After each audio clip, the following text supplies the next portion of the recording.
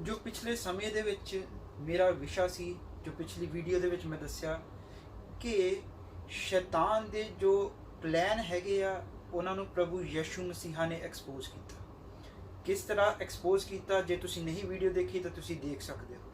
ਸੋ ਜਿਸ ਤਰ੍ਹਾਂ ਮੈਂ ਹਮੇਸ਼ਾ ਦੱਸਦਾ ਆ ਰਿਹਾ ਹਾਂ ਕਿ ਬਹੁਤ ਜ਼ਰੂਰੀ ਹੈ ਆਪਣੇ ਵੈਰੀ ਨੂੰ ਜਾਣਨਾ। ਬਾਈਬਲ ਕਹਿੰਦਾ ਹੈ ਕਿ ਸਾਡਾ ਜੋ ਯੁੱਧ ਹੈ ਉਹ ਮਾਸ ਔਰ ਲਹੂ ਦੇ ਨਾਲ ਹੈ ਹੀ ਨਹੀਂ। ਸਾਡਾ ਜੋ ਯੁੱਧ ਹੈ ਉਹ ਆਤਮਿਕ ਸ਼ਕਤੀਆਂ ਦੇ ਨਾਲ ਹਨ। ਫਿਰ ਜੇ ਬਾਈਬਲ ਕਹਿੰਦਾ ਹੈ ਕਿ ਸਾਡਾ ਜੋ ਯੁੱਧ ਹੈ ਉਹ ਆਤਮਿਕ ਸ਼ਕਤੀਆਂ ਦੇ ਨਾਲ ਹਨ, ਆਤਮਿਕ ਸੈਨਾਵਾਂ ਦੇ ਨਾਲ ਹਨ, ਆਤਮਿਕ ਰਾਜਿਆਂ ਦੇ ਨਾਲ ਹਨ, ਤਾਂ ਕਿੰਨਾ ਜ਼ਰੂਰੀ ਹੈ ਇਸ ਚੀਜ਼ ਨੂੰ ਜਾਣਨਾ। ਅੱਜ ਇਸ ਚੀਜ਼ ਦਾ ਪ੍ਰਚਾਰ ਬਹੁਤ ਘੱਟ ਹੁੰਦਾ ਹੈ। ਆਪਣੇ ਸਾਡੇ ਵੈਰੀ ਦਾ ਪ੍ਰਚਾਰ ਬਹੁਤ ਘੱਟ ਹੋ ਰਿਹਾ ਹੈ, ਬਲਕਿ ਅਸੀਂ ਯੁੱਧ ਦੇ ਵਿੱਚ ਹਾਂ ਔਰ ਜ਼ਰੂਰੀ ਹੈ ਸਾਨੂੰ ਪਤਾ ਹੋਣਾ ਚਾਹੀਦਾ ਹੈ ਕਿ ਸਾਡਾ ਵੈਰੀ ਹੈ ਕੌਣ, ਅਸੀਂ ਕਿਸ ਤਰੀਕੇ ਦੇ ਨਾਲ ਜਿੱਤ ਸਕਦੇ ਹਾਂ। ਕਿਉਂਕਿ ਬਾਈਬਲ ਕਹਿ ਰਿਹਾ ਹੈ ਕਿ ਅਸੀਂ ਯੁੱਧ ਵਿੱਚ ਹਾਂ। ਜਦ ਇੱਕ ਵਿਅਕਤੀ ਤੌਬਾ ਕਰਦਾ ਹੈ ਤਾਂ ਉਹ ਇੱਕ ਯੁੱਧ ਦੇ ਵਿੱਚ ਸ਼ਾਮਿਲ ਹੋ ਜਾਂਦਾ ਹੈ। ਜਦ ਉਹ ਸ਼ਾਮਿਲ ਹੋ ਜਾਂਦਾ ਹੈ ਤਾਂ ਜ਼ਰੂਰੀ ਹੈ ਕਿ ਉਸ ਵਿਅਕਤੀ ਨੂੰ ਸਿਖਾਇਆ ਜਾਵੇ। ਜੇ ਤੁਸੀਂ ਬਾਈਬਲ ਦੀ ਸ਼ੁਰੂਆਤ ਹੀ ਦੇਖੋ ਤਾਂ ਜਦ ਪਰਮੇਸ਼ਰ ਨੇ ਆਦਮ ਔਰ ਹਵਾ ਨੂੰ ਬਣਾਇਆ, ਉਹਨਾਂ ਨੂੰ ਅਦਨ ਵਾਟਿਕਾ 'ਚ ਰੱਖਿਆ, ਤਾਂ ਉਸੇ ਵੇਲੇ ਬਾਈਬਲ ਸਾਨੂੰ ਸਾਡੇ ਵੈਰੀ ਦੇ ਬਾਰੇ ਦੱਸਣਾ ਸ਼ੁਰੂ ਹੋ ਗਿਆ। ਬਾਈਬਲ ਕਹਿੰਦਾ ਹੈ ਕਿ ਜੋ ਇੱਕ ਸੱਪ ਜੋ ਸਭ ਜਾਨਵਰਾਂ ਦੇ ਵਿੱਚੋਂ ਚਤੁਰ ਸੀ, ਸ਼ੈਤਾਨ ਉਹਦੇ ਥਰੂ ਸਾਡੇ ਕੋਲ ਆਇਆ। ਹਾਲੇਲੂਇਆ। ਬਾਈਬਲ ਕਹਿੰਦਾ ਹੈ ਕਿ ਸ਼ੈਤਾਨ ਜੋ ਹੈ ਉਹ ਹਵਾ ਦੇ ਕੋਲ ਗਿਆ, ਕਿਹਦੇ ਥਰੂ? ਸੱਪ ਦੇ ਥਰੂ, ਜੋ ਕਿ ਬਹੁਤ ਚਤੁਰ ਹੈ। ਉਹ ਕਿਸੇ ਮੂਰਖ ਜਾਨਵਰ ਨੂੰ ਵਰਤ ਕੇ ਨਹੀਂ ਲੈ ਕੇ ਆਇਆ। ਇਸੇ ਤਰੀਕੇ ਦੇ ਨਾਲ ਜਦ ਵੀ ਸ਼ੈਤਾਨ ਨੇ ਤੁਹਾਨੂੰ ਫਸਾਣਾ ਹੋਵੇਗਾ ਤਾਂ ਉਹ ਇੱਕ ਚਤੁਰ ਵਿਅਕਤੀ ਨੂੰ ਲੈ ਕੇ ਆਵੇਗਾ ਜਿਹਦੀ ਗੱਲ ਤੁਸੀਂ ਆਸਾਨੀ ਨਾਲ ਮੰਨ ਲਓ। ਜੇ ਕੋਈ ਇੱਕ ਮੂਰਖ ਜਿਹਾ ਬੁੱਧੂ ਜਿਹਾ ਵਿਅਕਤੀ ਆ ਕੇ ਤੁਹਾਨੂੰ ਕੋਈ ਸਲਾਹ ਦੇਵੇਗਾ ਤਾਂ ਤੁਸੀਂ ਕਦੀ ਨਹੀਂ ਲਓਗੇ, ਕਿਉਂਕਿ ਤੁਹਾਨੂੰ ਪਤਾ ਹੈ ਕਿ ਆਹ ਵਿਅਕਤੀ ਤਾਂ ਬੁੱਧੂ ਹੈ। ਪਰ ਜੇ ਇੱਕ ਚਤੁਰ ਵਿਅਕਤੀ ਤੁਹਾਨੂੰ ਆ ਕੇ ਸਲਾਹ ਦੇਵੇ ਤਾਂ ਕਿੰਨੇ ਲੋਕੀ ਲਓਗੇ? ਸਭ ਲਓਗੇ। ਜੇ ਇੱਕ ਚਤੁਰ ਵਿਅਕਤੀ ਆ ਕੇ ਤੁਹਾਨੂੰ ਕੋਈ ਚੀਜ਼ ਵਚਨ ਦੇ ਵਿੱਚੋਂ ਦੱਸੇ ਤਾਂ ਕਿੰਨੇ ਲੋਕੀ ਉਸ ਚੀਜ਼ ਨੂੰ ਗ੍ਰਹਿਣ ਕਰੋਗੇ? ਸਭ ਕਰਨਗੇ, ਉਹ ਵੀ ਬਿਨਾਂ ਲੱਭੇ ਹੋਏ। ਕਿਉਂਕਿ ਤੁਹਾਡੇ ਦਿਮਾਗ ਦੇ ਵਿੱਚ ਬੈਠਾ ਹੋਇਆ ਹੈ ਕਿ ਇਹ ਵਿਅਕਤੀ ਬਹੁਤ ਚਤੁਰ ਹੈ, ਇਹ ਗਲਤ ਹੋ ਹੀ ਨਹੀਂ ਸਕਦਾ। ਹਾਲੇਲੂਇਆ। ਪਰ ਬਾਈਬਲ ਕਹਿੰਦਾ ਹੈ ਚੰਗੀ ਕਲੀਸਿਆ ਉਹ ਹੈ ਜੋ, ਜਿਸ ਤਰ੍ਹਾਂ ਬਾਈਬਲ ਦੇ ਵਿੱਚ ਲਿਖਿਆ ਹੈ ਕਿ ਪੌਲੁਸ ਨੇ ਕਿਹਾ ਕਿ ਮੈਂ ਪ੍ਰਚਾਰ ਕੀਤਾ ਪਰ ਉਹ ਕਲੀਸਿਆ ਨਹੀਂ ਚੰਗੀ ਸੀ, ਕਿ ਉਹ ਘਰ ਜਾ ਕੇ ਪਵਿੱਤਰ ਸ਼ਾਸਤਰ ਦੇ ਵਿੱਚੋਂ ਲੱਭਦੀ ਸੀ ਕਿ ਜਿਸ ਤਰ੍ਹਾਂ ਇਹ ਪ੍ਰਚਾਰ ਕਰ ਰਿਹਾ ਹੈ ਉਹਦਾ ਹੈ ਵੀ ਕਿ ਨਹੀਂ। ਹਾਲੇਲੂਇਆ। ਇਸ ਕਰਕੇ ਹਰ ਚੀਜ਼ ਦੇ ਉੱਤੇ ਪ੍ਰਚਾਰ ਕਰਨਾ ਜ਼ਰੂਰੀ ਹੈ। ਸੋ ਜਦ ਬਾਈਬਲ ਸਾਡੇ ਵੈਰੀ ਦੇ ਬਾਰੇ ਦੱਸਦਾ ਹੈ ਤਾਂ ਅਸੀਂ ਸਮਝਣਾ ਹੈ ਕਿ ਉਹ ਵੈਰੀ ਕਾਰਿਆ ਕਿੱਦਾਂ ਕਰਦਾ ਹੈ। ਮੈਂ ਤੁਹਾਨੂੰ ਪਿਛਲੀ ਵੀਡੀਓ ਦੇ ਵਿੱਚ ਇਹ ਦੱਸਿਆ ਸੀ ਕਿ ਉਹ ਜੋ ਵੈਰੀ ਹੈ ਉਹ ਕਿਸੇ ਨਾ ਕਿਸੇ ਨੂੰ ਇਸਤੇਮਾਲ ਕਰਦਾ ਹੈ। ਜਿਸ ਤਰ੍ਹਾਂ ਪ੍ਰਭੂ ਯਿਸੂ ਮਸੀਹਾ ਨੂੰ ਦੇ ਨਾਲ ਗੱਲ ਕਰਨ ਦੇ ਲਈ ਉਹ ਪਤਰਸ ਦੇ ਥਰੂ ਆਇਆ। ਉਹਨੇ ਪਤਰਸ ਨੂੰ ਇਸਤੇਮਾਲ ਕੀਤਾ ਔਰ ਆ ਕੇ ਯਿਸੂ ਨੂੰ ਡਾਂਟਣ ਲੱਗਾ ਕਿ ਯਿਸੂ ਇਦਾਂ ਨਹੀਂ ਹੋਣਾ ਚਾਹੀਦਾ। ਔਰ ਪ੍ਰਭੂ ਯਿਸੂ ਮਸੀਹਾ ਨੇ ਪਤਰਸ ਦੇ ਵਿੱਚ ਜੋ ਉਸ ਵੇਲੇ ਸ਼ੈਤਾਨ ਸਮਾ ਗਿਆ ਸੀ ਉਹਨੂੰ ਡਾਂਟਿਆ ਕਿ ਸ਼ੈਤਾਨ ਮੇਰੇ ਤੋਂ ਦੂਰ ਹੋ ਜਾ। ਬਹੁਤ ਜ਼ਰੂਰੀ ਹੈ ਜਾਣਨਾ। ਹੁਣ ਜੋ ਅਲੱਗ ਇੱਕ ਹੋਰ ਤਰੀਕਾ ਸ਼ੈਤਾਨ ਦਾ ਕੀ ਹੈ ਕਿ ਇੱਕ ਤਾਂ ਕਿਸੇ ਵਿਅਕਤੀ ਦੇ ਥਰੂ ਆਉਂਦਾ ਹੈ, ਦੂਸਰਾ ਉਹ ਤੁਹਾਡੇ ਅੰਦਰ ਆਉਣ ਦੀ ਕੋਸ਼ਿਸ਼ ਕਰਦਾ ਹੈ। ਹਾਲੇਲੂਇਆ। ਜੇ ਅਸੀਂ ਬਾਈਬਲ ਦੇ ਵਿੱਚ ਦੇਖੀਏ ਤਾਂ ਬਹੁਤ ਸਾਰੇ ਲੋਕ ਦੁਸ਼ਟ ਆਤਮਾ ਗ੍ਰਸਤ ਅਸੀਂ ਦੇਖਦੇ ਹਾਂ, ਜਿਨ੍ਹਾਂ ਦੇ ਵਿੱਚੋਂ ਪ੍ਰਭੂ ਯਿਸੂ ਮਸੀਹਾ ਨੇ ਦੁਸ਼ਟ ਆਤਮਾ ਨੂੰ ਕੱਢਿਆ। ਹੁਣ ਸਾਡਾ ਇੱਕ ਬਹੁਤ ਜ਼ਿਆਦਾ ਵੱਡਾ ਭੁਲੇਖਾ ਹੈ ਕਿ ਜੋ ਮਸੀਹੀ ਲੋਕ ਹਨ ਉਹਨਾਂ ਨੂੰ ਛੁਟਕਾਰੇ ਦੀ ਜ਼ਰੂਰਤ ਨਹੀਂ ਹੁੰਦੀ, ਕਿਉਂਕਿ ਜਦ ਇੱਕ ਵਿਅਕਤੀ ਨੇ ਬਪਤਿਸਮਾ ਲੈ ਲਿਆ, ਉਹਨੇ ਉਸ ਵੇਲੇ ਇੱਕ ਤੌਬਾ ਦੀ ਪ੍ਰਾਰਥਨਾ ਕੀਤੀ ਤਾਂ ਹੁਣ ਦੁਸ਼ਟ ਆਤਮਾ ਉਹਦੇ ਅੰਦਰ ਨਹੀਂ ਆਵੇਗਾ। ਗਲਤ। ਜੋ ਪਤਰਸ ਦੇ ਅੰਦਰ ਜਿਸ ਵੇਲੇ ਦੁਸ਼ਟ ਆਤਮਾ ਆਇਆ ਔਰ ਉਹਨੇ ਪ੍ਰਭੂ ਯਿਸੂ ਮਸੀਹਾ ਦੇ ਨਾਲ ਗੱਲ ਕੀਤੀ, ਉਸ ਵੇਲੇ ਪਤਰਸ ਜੋ ਸੀ ਉਹ ਬਪਤਿਸਮਾ ਲੈ ਚੁੱਕਿਆ ਸੀ। ਪਤਰਸ ਬੁਲਾਇਆ ਜਾ ਚੁੱਕਿਆ ਸੀ, ਪਤਰਸ ਪ੍ਰਚਾਰ ਸੁਣਦਾ ਸੀ। ਸਟਿਲ ਉਹ ਦੁਸ਼ਟ ਆਤਮਾ ਉਹਦੇ ਅੰਦਰ ਆਇਆ। ਕਿਉਂ? ਕਿਉਂਕਿ ਪਤਰਸ ਨੇ ਕੁਝ ਤਾਂ ਉਹ ਸ਼ੈਤਾਨ ਦਾ ਹਿੱਸਾ ਆਪਣੇ ਅੰਦਰ ਰੱਖਿਆ ਹੋਇਆ ਸੀ। ਆਈਏ ਅਸੀਂ ਬਾਈਬਲ ਦੇ ਵਿੱਚੋਂ ਦੇਖਾਂਗੇ ਕਿ ਕਿਸ ਤਰੀਕੇ ਦੇ ਨਾਲ ਪਹਿਲੀ ਚੀਜ਼ ਜੋ ਬਾਈਬਲ ਸਾਨੂੰ ਕਲੀਅਰ ਕਰਦੀ ਹੈ ਉਹ ਹੈ ਕਿ ਦੁਸ਼ਟ ਆਤਮਾ ਇੱਕ ਵਿਅਕਤੀ ਦੇ ਵਿੱਚ ਆ ਸਕਦਾ ਹੈ। ਇਹਦੇ ਵਿੱਚ ਕੋਈ ਸ਼ਰਮ ਦੀ ਗੱਲ ਨਹੀਂ। ਜੇ ਆਇਆ ਹੈ ਤਾਂ ਅਸੀਂ ਪ੍ਰਾਰਥਨਾ ਕਰ ਸਕਦੇ ਹਾਂ ਉਸ ਅੱਬਾ ਪਿਤਾ ਦੇ ਅੱਗੇ ਛੁਟਕਾਰੇ ਦੇ ਲਈ। ਜੇ ਆਇਆ ਹੈ ਤਾਂ ਆਪਣੇ ਪਾਸਟਰ ਨੂੰ ਜੋ ਅਸੀਂ ਕਹਿ ਸਕਦੇ ਹਾਂ ਕਿ ਸਾਡੇ ਲਈ ਪ੍ਰਾਰਥਨਾ ਕਰੀਏ ਤਾਂ ਕਿ ਅਸੀਂ ਇਸ ਦੁਸ਼ਟ ਆਤਮਾ ਤੋਂ ਆਜ਼ਾਦ ਹੋ ਸਕੀਏ।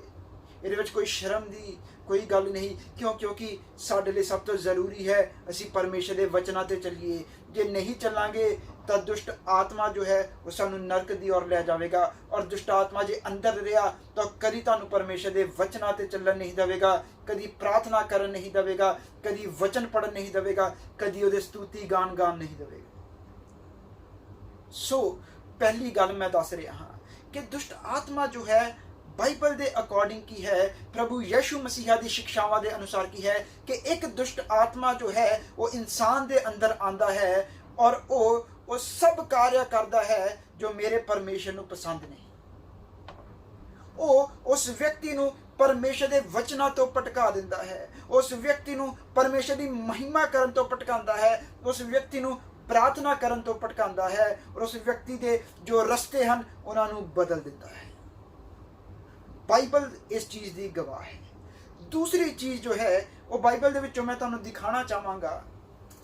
ਆਈਏ ਅਸੀਂ ਖੋਲਾਂਗੇ ਮਤੀ ਦੀ ਅੰਜੀਲ ਉਹਦਾ 12 ਅਧਿਆਏ ਉਹਦੀ 43 ਆਇਤ ਤੋਂ। Spirit leaves a person, it goes into the desert, seeking rest but finding none. Then it says, I'll return to the person I came from. So it returns and finds its former home empty, swept and in order. Then the spirit finds 7 other spirits more evil than itself, and they all enter the person and live there, and so that person is worse off than before. That will be the experience of this evil generation. Hallelujah. So ਇਸ ਜਗ੍ਹਾ ਉੱਤੇ ਪ੍ਰਭੂ ਯਿਸੂ ਮਸੀਹਾ ਜੀ ਇੱਕ ਪੀੜ੍ਹੀ ਦੀ ਗੱਲ ਕਰ ਰਹੇ ਹਨ, ਜਾਂ ਇਹਨੂੰ ਪੈਰਾਫਰੇਜ਼ ਕਰਾਂਗਾ ਕਿ ਕੁਝ ਲੋਕਾਂ ਦੀ ਗੱਲ ਕਰ ਰਹੇ ਹਨ। ਪ੍ਰਭੂ ਯਿਸੂ ਮਸੀਹਾ ਕਹਿੰਦੇ ਕਿ ਇਹ ਜੋ ਪੀੜ੍ਹੀ ਹੈ, ਜੋ ਕੱਬੀ ਪੀੜ੍ਹੀ ਹੈ, ਜੋ ਪਰਮੇਸ਼ਰ ਦੇ ਵਚਨਾਂ ਤੇ ਨਹੀਂ ਚੱਲਦੀ, ਜੋ ਪਰਮੇਸ਼ਰ ਨੂੰ ਮੰਨਦੀ ਨਹੀਂ, ਉਹਨਾਂ ਦੀ ਹਾਲਤ ਇਸ ਤਰ੍ਹਾਂ ਦੀ ਹੈ। ਤਾਂ ਹਾਲਤ ਦੱਸਦੇ ਹੋਏ ਉਹ ਦੱਸ ਰਹੇ ਹਨ ਕਿ ਇਹਨਾਂ ਲੋਕਾਂ ਦੇ ਅੰਦਰ ਦੁਸ਼ਟ ਆਤਮਾ ਹੈ। ਔਰ ਪ੍ਰਭੂ ਯਿਸੂ ਮਸੀਹਾ ਕਹਿੰਦੇ ਕਿਉਂਕਿ ਪ੍ਰਭੂ ਯਿਸੂ ਮਸੀਹਾ ਛੁਟਕਾਰੇ ਦੀ ਸੇਵਕਾਈ ਕਰਨ ਆਏ ਸੀ, ਸੋ ਬਹੁਤ ਜ਼ਰੂਰੀ ਹੈ ਛੁਟਕਾਰਾ ਹੋਣਾ। ਪਹਿਲੀ ਚੀਜ਼ ਦੁਸ਼ਟ ਆਤਮਾ ਹੈ ਔਰ ਉਹ ਆ ਕੇ ਕਬਜ਼ਾ ਕਰਦਾ ਹੈ, ਉਹ ਆ ਕੇ ਕਿਸੇ ਦੇ ਅੰਦਰ ਵਾਸ ਕਰਦਾ ਹੈ, ਰਹਿੰਦਾ ਹੈ ਔਰ ਕਾਰਿਆ ਕਰਦਾ ਹੈ। ਪਹਿਲੀ ਚੀਜ਼ ਜੋ ਸਿੱਖੀ। ਦੂਸਰੀ ਚੀਜ਼ ਕੀ ਹੈ? ਪਰਮੇਸ਼ਰ ਉਸ ਦੁਸ਼ਟ ਆਤਮਾ ਤੋਂ ਛੁਟਕਾਰਾ ਦਿੰਦਾ ਹੈ। ਹਾਲੇਲੂਇਆ। ਇੱਥੇ ਲਿਖਿਆ ਇੱਕ ਦੁਸ਼ਟ ਆਤਮਾ ਜਦ ਨਿਕਲਦਾ ਹੈ, ਉਹ ਕੱਢਦਾ ਕੌਣ ਹੈ? ਉਹ ਪਰਮੇਸ਼ਰ ਕੱਢਦਾ ਹੈ, ਔਰ ਪਰਮੇਸ਼ਰ ਨੇ ਆਪਣੇ ਲੋਕਾਂ ਨੂੰ ਅਧਿਕਾਰ ਦਿੱਤਾ ਹੈ ਕਿ ਤੁਸੀਂ ਮੇਰੇ ਨਾਮ ਦੇ ਵਿੱਚ ਦੁਸ਼ਟ ਆਤਮਾਵਾਂ ਨੂੰ ਕੱਢੋਗੇ। ਸੋ ਦੂਸਰਾ ਜੋ ਹੈ ਇਹ ਖੁਸ਼ਖਬਰੀ ਹੈ ਕਿ ਮੇਰੇ ਪਰਮੇਸ਼ਰ ਨੇ ਦੁਸ਼ਟ ਆਤਮਾ ਜੋ ਸਾਨੂੰ ਤੰਗ ਕਰਦਾ ਹੈ, ਜੋ ਸਾਡੇ ਅੰਦਰ ਆ ਕੇ ਬੁਰੇ ਕਾਰਜ ਕਰਦਾ ਹੈ, ਉਹਦੇ ਤੋਂ ਆਜ਼ਾਦ ਕਰਨ ਦੇ ਲਈ ਸਾਡਾ ਪਰਮੇਸ਼ਰ ਸਾਡੇ ਲਈ ਮੌਜੂਦ ਹੈ, ਜੋ ਸਾਨੂੰ ਉਹਦੇ ਤੋਂ ਛੁਟਕਾਰਾ ਦਿੰਦਾ ਹੈ। ਹਾਲੇਲੂਇਆ। ਉਹਨੇ ਅਧਿਕਾਰ ਦਿੱਤਾ ਹੈ ਕਿ ਤੁਸੀਂ ਦੁਸ਼ਟ ਆਤਮਾਵਾਂ ਨੂੰ ਕੱਢ ਸਕਦੇ ਹੋ। ਹਾਲੇਲੂਇਆ। ਸੋ ਬਾਈਬਲ ਕਹਿੰਦਾ ਹੈ, ਪਰ ਸੁਣੀਏ, ਜਦ ਇੱਕ ਦੁਸ਼ਟ ਆਤਮਾ ਨਿਕਲਦਾ ਹੈ, ਉਹਦੇ ਤੋਂ ਬਾਅਦ ਲਿਖਿਆ ਹੈ, ਕਹਿੰਦੇ ਕਿ ਉਹ ਇੱਕ ਵੀਰਾਨ ਜਗ੍ਹਾ ਉੱਤੇ ਜਾਂਦਾ ਹੈ ਔਰ ਜਾ ਕੇ ਉਹ ਆਪਣੇ ਲਈ ਸਥਾਨ ਲੱਭਦਾ ਹੈ। ਅਸਲੀ ਵਿੱਚ ਜੋ ਦੁਸ਼ਟ ਆਤਮਾਵਾਂ ਹਨ, ਇਹਨਾਂ ਦੇ ਕੋਲ ਇੱਕ ਸਰੀਰ ਨਹੀਂ ਹੈ ਕਾਰਿਆ ਕਰਨ ਦੇ ਲਈ। ਦੁਸ਼ਟ ਆਤਮਾ ਨੂੰ ਕਾਰਿਆ ਕਰਨ ਦੇ ਲਈ ਇੱਕ ਸਰੀਰ ਦੀ ਜ਼ਰੂਰਤ ਹੈ। ਉਹ ਕੁਦਰਤ ਦੇ ਦੁਆਰਾ ਵੀ ਕਾਰਿਆ ਕਰਦੀ ਹੈ, ਉਹ ਤੂਫਾਨ ਲਿਆ ਸਕਦੀ ਹੈ, ਇਸ ਤਰੀਕੇ ਨਾਲ ਵੀ ਕਾਰਿਆ ਕਰਦੀ ਹੈ। ਪਰ ਇੱਕ ਵਿਅਕਤੀ ਨੂੰ ਜਦ ਉਹਨੇ ਪਾਪ ਦੇ ਵੱਲ ਲੈ ਕੇ ਜਾਣਾ ਹੈ ਜਾਂ ਉਹਨੂੰ ਵਚਨ ਤੋਂ ਭਟਕਾਉਣਾ ਹੈ ਤਾਂ ਇੱਕ ਸਰੀਰ ਦਾ ਇਸਤੇਮਾਲ ਕਰਦੀ ਹੈ। ਸੋ ਦੁਸ਼ਟ ਆਤਮਾ ਜੋ ਹੈ ਇਹ ਕਿ ਜਦ ਕਿਸੇ ਇਨਸਾਨ ਦੇ ਵਿੱਚੋਂ ਨਿਕਲਦਾ ਹੈ, ਜਦ ਮੇਰਾ ਪਰਮੇਸ਼ਰ ਉਹਨੂੰ ਕੱਢ ਦਿੰਦਾ ਹੈ, ਤਾਂ ਬਾਈਬਲ ਦੇ ਵਿੱਚ ਪਰਮੇਸ਼ਰ ਪ੍ਰਭੂ ਯਿਸੂ ਮਸੀਹਾ ਜੀ ਦੱਸਦੇ ਹਨ ਕਿ ਉਹ ਸੁੱਕੀਆਂ ਥਾਵਾਂ ਦੇ ਉੱਤੇ ਜਾਂਦਾ ਹੈ, ਉਹ ਲੱਭਦਾ ਹੈ ਆਪਣੇ ਲਈ ਸਥਾਨ। ਪਰ ਜਦ ਉਸ ਨੂੰ ਸਥਾਨ ਨਹੀਂ ਮਿਲਦਾ ਤਾਂ ਉਹ ਵਾਪਿਸ ਉਸ ਵਿਅਕਤੀ ਦੇ ਕੋਲ ਆਉਂਦਾ ਹੈ। ਹਾਲੇਲੂਇਆ। ਹੁਣ ਦੇਖੀਏ, ਸਭ ਤੋਂ ਪਹਿਲਾਂ ਮੈਂ ਕੀ ਦੱਸਿਆ ਕਿ ਉਹ ਸਥਾਨ ਲੱਭਦਾ ਹੈ। ਹਾਲੇਲੂਇਆ। ਔਰ ਉਹਨੂੰ ਸਥਾਨ ਅਸੀਂ ਦਿੰਦੇ ਹਾਂ ਤਾਂ ਹੀ ਉਹ ਐਂਟਰ ਕਰਦਾ ਹੈ। ਜੇ ਉਹਨੂੰ ਸਥਾਨ ਨਾ ਮਿਲੇ ਤਾਂ ਉਹ ਐਂਟਰ ਨਹੀਂ ਕਰ ਸਕਦਾ। ਹਾਲੇਲੂਇਆ।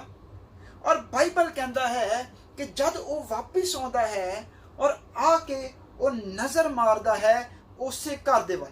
ਹਾਲੇਲੂਇਆ। ਉਹ ਵਾਪਿਸ ਕਿਹਦੇ ਕੋਲ ਆਉਂਦਾ ਹੈ? ਉਸੇ ਵਿਅਕਤੀ ਤੋਂ ਆਉਂਦਾ ਹੈ ਜਿੱਥੋਂ ਨਿਕਲਿਆ।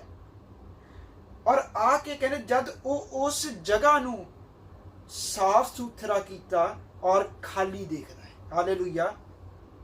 ਹੁਣ ਸਮੱਸਿਆ ਇੱਥੇ ਆਉਂਦੀ ਹੈ ਕਿ ਜਦ ਇੱਕ ਵਿਅਕਤੀ ਦੇ ਵਿੱਚੋਂ ਦੁਸ਼ਟ ਆਤਮਾ ਨਿਕਲਦਾ ਹੈ ਉਹ ਉਹਨੂੰ ਸਾਫ਼ ਤਾਂ ਕਰਦਾ ਹੈ, ਉਹ ਆਪਣੇ ਜੋ ਉਹਦੀ ਚਾਲ ਚਲਨ ਹੈ ਉਹਨੂੰ ਠੀਕ ਤਾਂ ਕਰਦਾ ਹੈ, ਪਰ ਬਾਈਬਲ ਕਹਿੰਦਾ ਹੈ ਕਿ ਜਦ ਉਹ ਆ ਕੇ ਉਹਨੂੰ ਸਾਫ਼ ਸੁਥਰਾ ਤਾਂ ਦੇਖਦਾ ਹੈ ਪਰ ਨਾਲ ਉਹਨੂੰ ਖਾਲੀ ਵੀ ਦੇਖਦਾ ਹੈ। ਹਾਲੇਲੂਇਆ।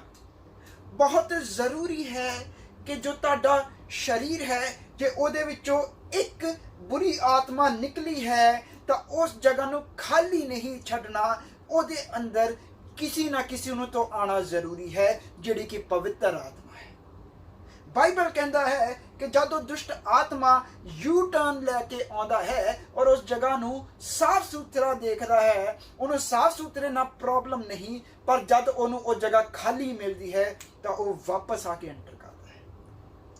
ਉਦਾਹਰਨ ਦਵਾਂਗਾ, ਮੰਨ ਲਓ ਤੁਸੀਂ ਇੱਕ ਜਗ੍ਹਾ ਦੇ ਉੱਤੇ ਇੱਕ ਘਰ ਹੈ ਜੋ ਬੜੀ ਦੇਰ ਤੋਂ ਖਾਲੀ ਹੈ, ਉਸ ਘਰ ਦੇ ਵਿੱਚ ਜਾਓ, ਜਾ ਕੇ ਦੇਖੋਗੇ ਤਾਂ ਉੱਥੇ ਅੰਦਰ ਬਹੁਤ ਸਾਰੇ ਮੰਨ ਲਓ ਕੋਈ ਜਾਨਵਰ ਆ ਗਿਆ, ਕੋਈ ਕੁਛ ਆ ਗਿਆ। ਹੁਣ ਉਹ ਘਰ ਦੇ ਵਿੱਚ ਤੁਸੀਂ ਗਏ, ਤੁਸੀਂ ਉਸ ਜਾਨਵਰ ਨੂੰ ਭਜਾ ਦਿੱਤਾ ਔਰ ਭਜਾ ਕੇ ਦਰਵਾਜ਼ੇ ਖੁੱਲੇ ਛੱਡ ਕੇ ਫਿਰ ਆਪਣੇ ਦੂਜੇ ਘਰ ਚਲੇ ਗਏ, ਉਹ ਘਰ ਖਾਲੀ ਛੱਡ ਗਏ। ਹੁਣ ਉਹ ਜੋ ਜਾਨਵਰ ਸੀ, ਉਹ ਜੋ ਕੁੱਤਾ ਸੀ, ਉਹ ਜਦ ਭਟਕੇਗਾ, ਉਹ ਕੁੱਤਾ ਬਾਹਰ ਜਾਵੇਗਾ, ਉਹਨੂੰ ਜਦ ਕਿਤੇ ਜਗ੍ਹਾ ਨਹੀਂ ਮਿਲੇਗੀ ਤਾਂ ਉਹ ਕਿੱਥੇ ਆਵੇਗਾ? ਉਸੇ ਘਰ ਦੇ ਦਰਵਾਜ਼ੇ ਦੇ ਆ ਕੇ ਖੜਾ ਹੋਵੇਗਾ। और जब वो देखेगा कि दरवाज़ा खुला है और अंदर जाके वो झाकेगा कि अंदर कोई है तो नहीं, डंडा लेके खड़ा, जब कोई नहीं मिलेगा तो वापस वो अंदर आके रहेगा। पर जो दुष्ट आत्मा है वो बहुत चलाक है, वो इन्ना चलाक है, बाइबल कह रहा है कि वो भी इस तरह वापस तो आता है, कहने पर जब वो वापस आता है और आके उस घर नूं खाली देखता है तो कल्ला नहीं आउंदा, अपने नाल 7 होर बुरे आत्मा दुष्ट आत्मा लेके आउंदा है, मतलब अपने नाल एक फौज लेके आउंदा है। हालेलुया। और जब फौज लेके आउंदा है तो बाइबल कहता है उस व्यक्ति की हालत पहला नालों भी ज्यादा बुरी कर देता है। मतलब पहला वो व्यक्ति थोड़े बहुते गुनाह करता सी, पर हुण जद एक बारी खाली होया और खाली छड्या, मुड़ के जद एक दी जगह ते 8 दुष्ट आत्मा आ गए तो वो तो फिर बड़े बड़े गुनाह करन लग जाएगा, वो तो फिर बहुत ज्यादा बुरा हो जाएगा। जिन्ना पहला सी ओदे नालों भी ज्यादा बुरा बना दिंदा है उस व्यक्ति। क्यों? क्योंकि वो जगह खाली सी। बाइबल दे विच जे असीं गौर करिए तो मेरे प्रभु यीशु मसीहा ने जद इस धरती तो जान लगे तो चेलियां नूं कहा कि जब तक तुसीं उपरों शक्ति ना पाओ यरूशलेम तो बाहर ना जाओ। यरूशलेम जो है वो परमेश्वर के घर नूं दर्शाउंदा है। वो लोगों ने बाहर जाना सी, बाहर जाके उन्हां दा दुष्ट आत्मावां दे नाल टकरा होना सी, पर मेरे मसीह यीशु मसीहा ने कहा कि जब तक तुसीं उपरों शक्ति ना पाओ तब तक तुसीं यरूशलेम तो बाहर नहीं जाना। जब तक उन्हां दे अंदर पवित्र आत्मा नहीं आई तब तक मेरे प्रभु यीशु मसीहा ने उन्हां नूं कह दिता कि तुसीं हजे बाहर ना जाओ। तुसीं गौर करिए रसूलां दे करतब दे विच एक जगह ते है कि एक व्यक्ति सी, ओहदे भी बेटियां ने कोशिश की दुष्ट आत्मा नूं भजाण दे विच। ओ किस नाम दे विच भजाण लगे? यीशु नाम दे विच, पर भजा नहीं सके। क्यों? क्योंकि नाम तो यीशु दा वरत रहे सी पर पवित्र आत्मा नहीं सी। हालेलुया। अंदरों खाली सी। जब दुष्ट आत्मा ने उन्हां वाल निगाह मारी तो उन्होंने देखा कि आता खाली हन, तो उन्होंने बैंड बजा के रख दी। हालेलुया। सो बाइबल दे विच देखिए प्रभु यीशु मसीह कहना जब तक शक्ति ना पाओ तब तक तुसीं यरूशलेम तो बाहर ना जाओ। इस जगह ते प्रभु यीशु कहते जब उस घर नूं खाली देखदा है तो होर बुरे लेके आउंदा है। हुण बहुत जरूरी है उस घर नूं असीं की करना है? भरना है पवित्र आत्मा दे नाल। ਅਸੀਂ एक होर इस तरह का वाक्य देखांगे, खोलांगे लूका दी अंजील ਉਹਦਾ 10 ਅਧਿਆਇ ਉਹਦੀ 5 ਆਇਤ। Whenever you enter someone's home, first say, "May God peace be on this house." If those who live there are peaceful, the blessing will stand. If they are not, the blessing will return to you. Don't move around from home to home. Stay in one place, eating. ਰੁਕ ਜਾਓ, hallelujah. ਹਾਂਜੀ, ਹੁਣ ਮਤੀ ਦੇ ਵਿੱਚ ਵੀ ਪੜਿਓ ਇਸ ਚੀਜ਼ ਨੂੰ, ਮਤੀ ਦੀ ਇੰਜੀਲ 10:12। When you enter the home, give it your blessing. If it turns out to be a worthy home, let your blessing stand. If it is not, take back the blessing. Hallelujah. So ਇੱਥੇ ਲਿਖਿਆ ਹੈ ਕਿ ਜਦ ਤੁਸੀਂ ਕਿਸੇ ਘਰ ਦੇ ਵਿੱਚ ਜਾਓ ਤਾਂ ਉੱਥੇ ਬਰਕਤ ਦਵੋ, ਉੱਥੇ ਸ਼ਾਂਤੀ ਦਵੋ, ਉੱਥੇ ਆਸ਼ੀਰਵਾਦ ਦਵੋ। ਪਰ ਅੱਗੇ ਲਿਖਿਆ ਹੈ ਕਿ ਜੇ ਉਹ ਘਰ ਲਾਇਕ ਹੋਵੇਗਾ। ਹਾਲੇਲੂਇਆ। ਇੱਕ ਜਗ੍ਹਾ ਦੇ ਉੱਤੇ ਇਸ ਤਰ੍ਹਾਂ ਲਿਖਿਆ ਹੈ, ਇੱਕ ਟ੍ਰਾਂਸਲੇਸ਼ਨ ਦੇ ਅੰਦਰ, ਕਿ ਜੇ ਸ਼ਾਂਤੀ ਦਾ ਰਾਜਕੁਮਾਰ ਉੱਥੇ ਹੋਵੇਗਾ ਤਾਂ ਤੁਹਾਡੀ ਸ਼ਾਂਤੀ ਉੱਥੇ ਠਹਿਰੇਗੀ। ਹਾਲੇਲੂਇਆ। ਹੁਣ ਜ਼ਰੂਰੀ ਹੈ ਕਿ ਉਹ ਸ਼ਾਂਤੀ ਦਾ ਰਾਜਕੁਮਾਰ ਉਸ ਘਰ ਦੇ ਵਿੱਚ ਹੋਵੇ। ਜੇ ਸ਼ਾਂਤੀ ਦਾ ਰਾਜਕੁਮਾਰ ਉੱਥੇ ਨਹੀਂ ਹੋਵੇਗਾ ਤਾਂ ਤੁਹਾਡੀ ਸ਼ਾਂਤੀ ਉੱਥੇ ਨਹੀਂ ਠਹਿਰੇਗੀ। ਉੱਥੇ ਲਿਖਿਆ ਹੈ, ਕਹਿੰਦੇ ਤੁਹਾਡੀ ਸ਼ਾਂਤੀ ਵਾਪਿਸ ਆ ਜਾਵੇਗੀ, ਤੁਹਾਡਾ ਆਸ਼ੀਰਵਾਦ ਵਾਪਿਸ ਆ ਜਾਵੇਗਾ, ਜਿਹੜੀ ਬਰਕਤ ਤੁਸੀਂ ਦਿੱਤੀ ਹੈ ਉਹ ਵਾਪਿਸ ਆ ਜਾਵੇਗੀ। ਹੁਣ ਪਹਿਲਾ ਪੁਆਇੰਟ ਮੈਂ ਦੱਸਿਆ ਕਿ ਦੁਸ਼ਟ ਆਤਮਾ ਹੈ ਔਰ ਉਹ ਕਿਸ ਤਰ੍ਹਾਂ ਕਾਰਿਆ ਕਰਦਾ ਹੈ। ਦੂਸਰਾ ਪੁਆਇੰਟ ਦੱਸਿਆ ਕਿ ਮੇਰਾ ਪਰਮੇਸ਼ਰ ਜੋ ਹੈ ਉਹਨੇ ਰਸਤਾ ਕੱਢਿਆ ਹੈ ਕਿ ਦੁਸ਼ਟ ਆਤਮਾ ਕੱਢਿਆ ਜਾਵੇ, ਇੱਕ ਇਨਸਾਨ ਦੇ ਵਿੱਚ ਉਹਨੂੰ ਕੱਢ ਦਿੱਤਾ ਜਾਵੇ। ਤੀਜਾ ਪੁਆਇੰਟ ਜੋ ਹੈ ਉਹ ਜੋ ਛੁਟਕਾਰਾ ਹੈ ਉਹਨੂੰ ਸੰਭਾਲਣਾ ਹੈ। ਹਾਲੇਲੂਇਆ। ਬਾਈਬਲ ਦੱਸਦਾ ਹੈ ਕਿ ਜੇ ਉਹ ਘਰ ਲਾਇਕ ਬਣਿਆ ਰਵੇ, ਜੇ ਉਹ ਘਰ ਡਿਸਿਪਲਿਨ ਦੇ ਵਿੱਚ ਰਵੇ, ਜੇ ਉਸ ਘਰ ਦੇ ਵਿੱਚ ਯਿਸੂ ਰਵੇ, ਜੇ ਉਸ ਘਰ ਦੇ ਵਿੱਚ ਪਵਿੱਤਰ ਆਤਮਾ ਰਵੇ, ਤਾਂ ਤੁਹਾਡੀ ਬਰਕਤ ਉੱਥੇ ਠਹਿਰੇਗੀ।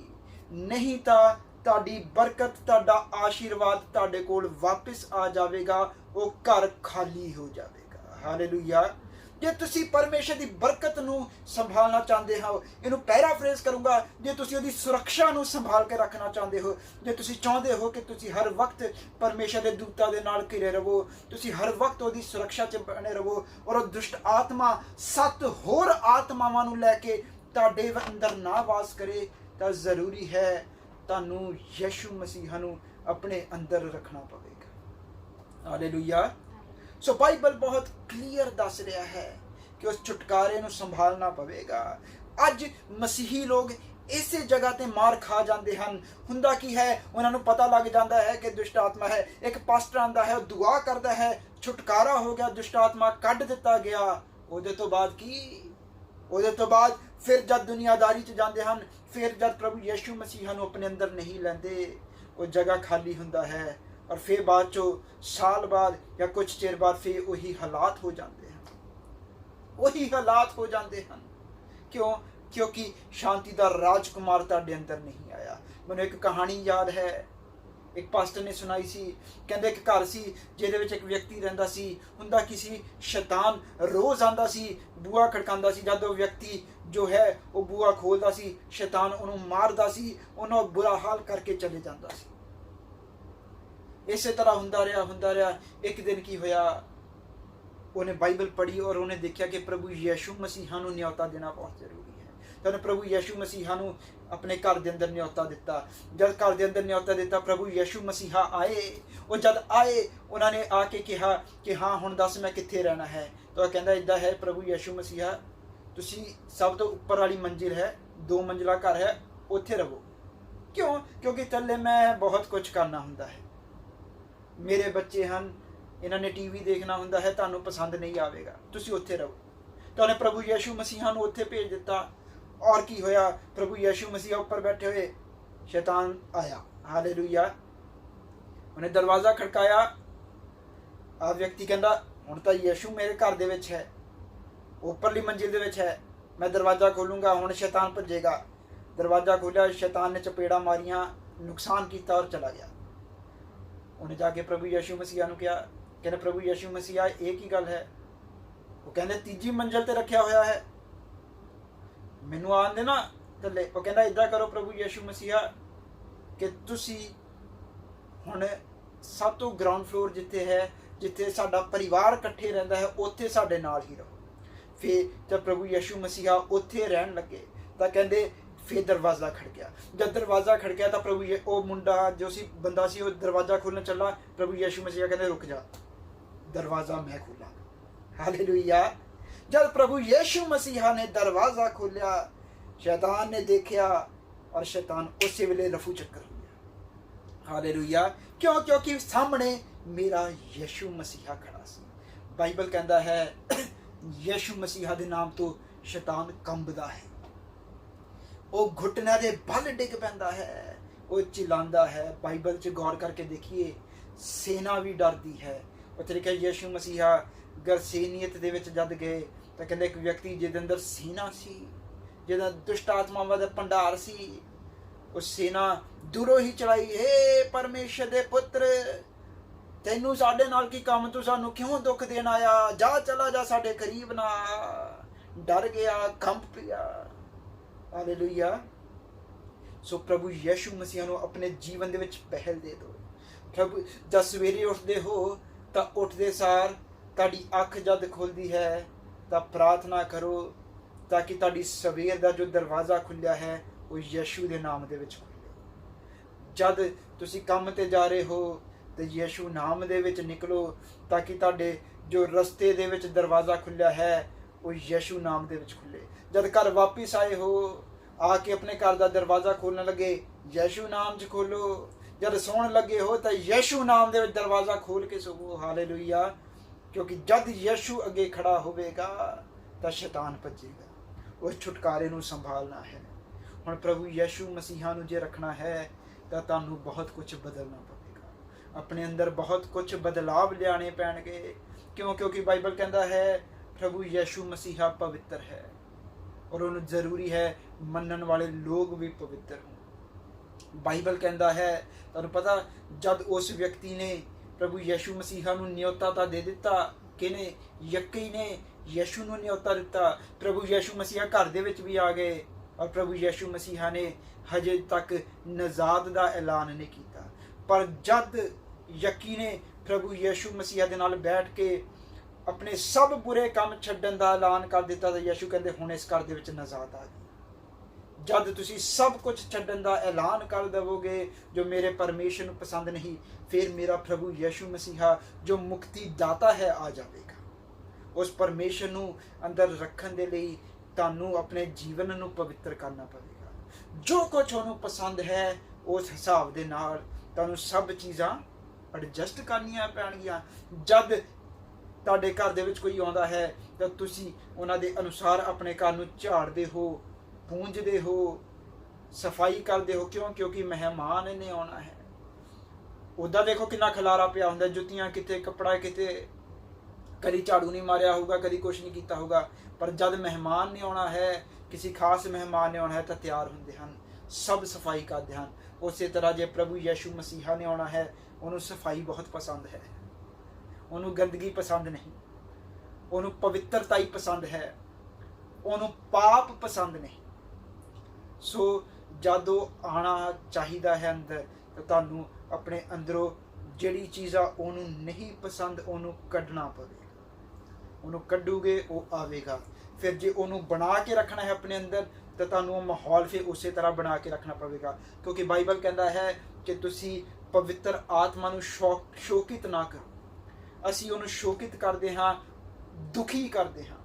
किद्दां? अपने कम्मां द्वारा ओनू दुखी करते हैं।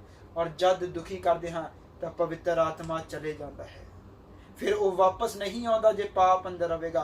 समसून की कहानी नू ना भुलिए। जद उहदे उत्तों परमेश्वर का आत्मा एक बार चला गया, जद उन्हें वो आज्ञा जो परमेश्वर ने दी सी तोड़ दी, उत्थे लिखा है उन्हें आज्ञा तोड़ी, परमेश्वर का आत्मा उन्हें छड्ड के चला गया। उहदे तो बाद फिर जब दुश्मन आए वो फिर उठिया, पर पवित्र आत्मा उहदे उत्ते नहीं आया।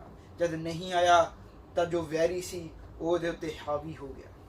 सो पवित्र आत्मा नू रखना है तो उहदी आग्यावां नू मानना पवेगा, उहदे अनुसार चलना पवेगा। सो अज असीं 3 पॉइंट सीखे हैं। पहली गल, साडा दुश्मन कौन है, साडा दुश्मन कार्य करता है।